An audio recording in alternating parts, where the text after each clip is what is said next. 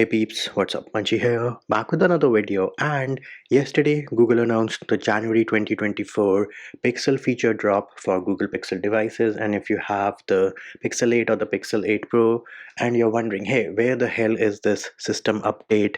Because if I go and check for updates, I am not getting any updates. The security patch is still from January 2024. Well, the reason for that is the January 2024 Pixel feature drop will not be an OTA update. It will be through app updates. So as you can see on your screen right now, I do have an update available for the thermometer application on my Google Pixel 8 Pro, which means I should soon be able to measure my body temperature using the thermometer application. Then the most awaited or the most hyped Samsung Galaxy AI feature, which is circle to search, which is also coming to the Google Pixel devices. Well, for that, you'll get an update to the Google app, and the version which you will get is on your screen right now. But other than that, there is another server-side component which is required, and this will be rolled out on January 31st, 2024. So for Circle to Search, you have to wait till January 31st.